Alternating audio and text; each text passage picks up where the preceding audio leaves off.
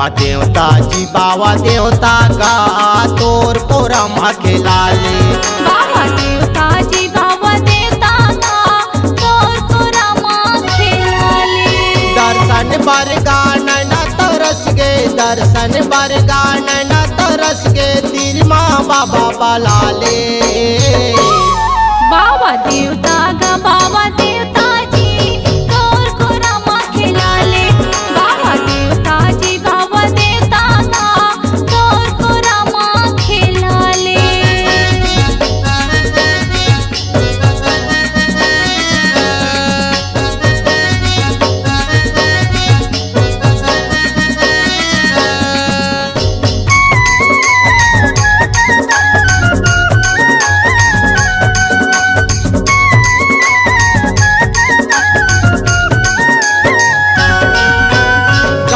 पार के उठी दिशा माता ठौर जमाए।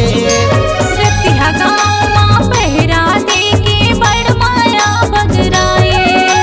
रतिया गाँव माँ पहरा दे के बड़ माया बगराए। यही गाँव वाला पहली संगी राडी ले जाने। तोर पर छुपा के बाबा लोगन मन माने।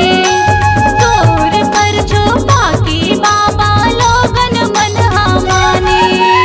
नरिहर अगार बाती संगमा, नरिहर अगार बाती संगमा, गांजा के हम सोरियाले। बाबा देवता का बाबा देवता जी तोर कोरम खिलाले। बाबा देवता जी बाबा देवता का तोर कोरम खिलाले।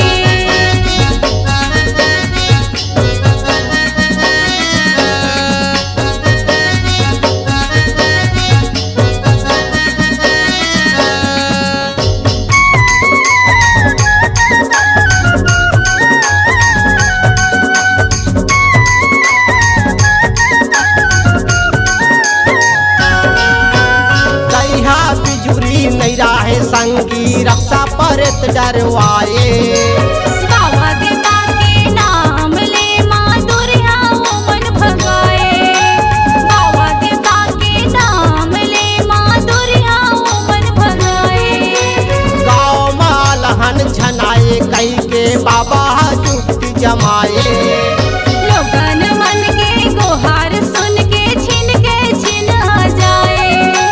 लोगन मन के गुहार सुन के छिन आ जाए। गाँव के सुख शांति बरगा, गाँव के सुख शांति बरगा, अंतसुमा बसाले। बाबा देवता का बाबा देवता जी तोर कोरम खिलाले। बाबा देवता जी बाबा देवता का तोर कोरम खिलाले।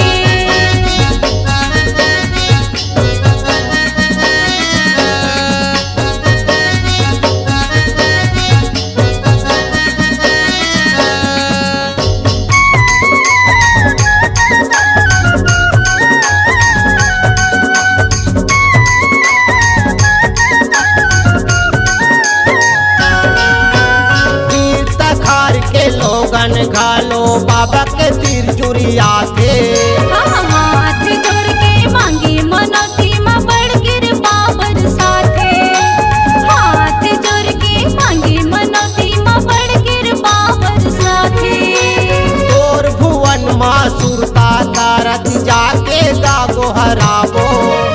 जिंदगी भर गाने भुलावन सुघर जिंदगी बहावो। जिंदगी भर गाने भुलावन सुघर जिंदगी बहावो। अब वो दीदी आओगा भैया, अब वो दीदी आओगा भैया, बाबा के गुण लगा ले।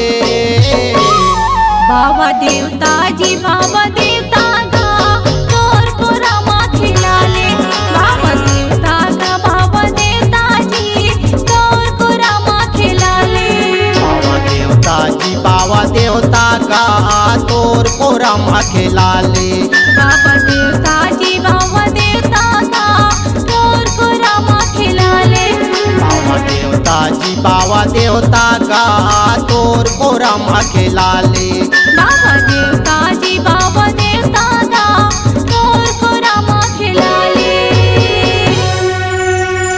हमारे YouTube चैनल स्वर पाटन गाना को सब्सक्राइब करें और बेल आइकन को प्रेस जरूर कर लेवे, जिससे हमारे नए वीडियो का नोटिफिकेशन आप तक सबसे पहले पहुंच सके। और मल्टी ट्रैक डिजिटल रिकॉर्डिंग के लिए संपर्क करें स्वर पाटन स्टूडियो 6261339301। हमारा पता है धान मंडी गेट के सामने, खर्रा पाटन जिला, दुर्ग, छत्तीसगढ़।